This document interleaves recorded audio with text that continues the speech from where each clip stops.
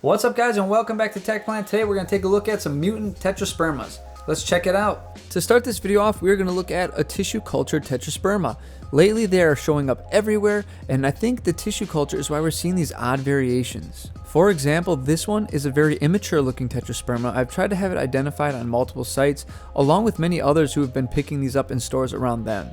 This is a very immature form, and it has very narrow leaves. I have reason to believe that this is going to remain this way and never actually hit maturation, and I think it was a mistake in the genetic code when they went and tissue cultured a bunch of these, because in the store I simultaneously see this style, a more narrow leaf but fenestrated style, and the more standard one I'm familiar with. I've had this plant for a couple months and the leaves are not maturing whatsoever, and they're staying small and very consistently narrow, so I believe this is actually stuck like this, which is kind of cool because through tissue culture we have a sort of different variation of tetrasperma that's available. Here, if you quickly compare it to some of the actual cuttings that I took from my plant from about 2 years ago, which I'm pretty sure was not tissue culture, or it may have been, but it didn't have any genetic defects like I'm showing with that really narrow leaf one, these have fenestrations almost right away.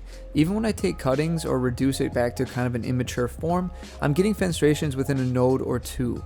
And the stems are not nearly as thick as the one I'm showing you with the thin leaves and no fenestrations. Here's another example of a nice Rhaphidophora tetrasperma. This one has tons of fenestrations. Even the most recent leaf is absolutely wild. But look at the stem, it's still not that thick.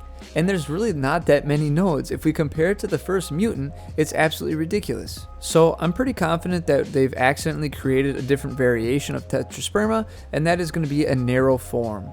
So if I were you, I'd head out to your big box store and see if you can snag one just to see what happens over the next 6 months or to a year of this actual plant. It might stay like this and just be a very unique variation. The next mutation I want to talk about is a more narrow form but still fenestrated. This one I got really lucky to find, and this one has potential variegation properties.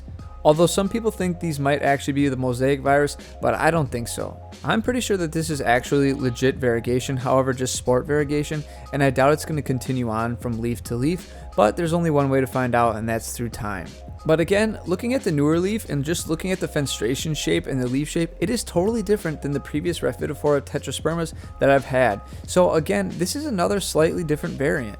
Now that more and more plants are becoming tissue cultured just to make them much cheaper and to get them out to the masses, I think we're going to start seeing a lot of really strange variations get accidentally created, so keep a lookout for other plants and other variations. Now is the time to find those random sport variegations or random mutations caused by tissue culture.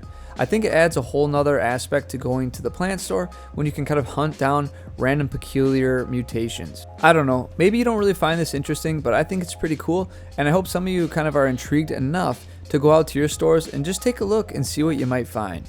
A lot of this tissue culture stuff is going to add a lot of really interesting and strange variety to our hobby, so I'm interested to see what the future brings.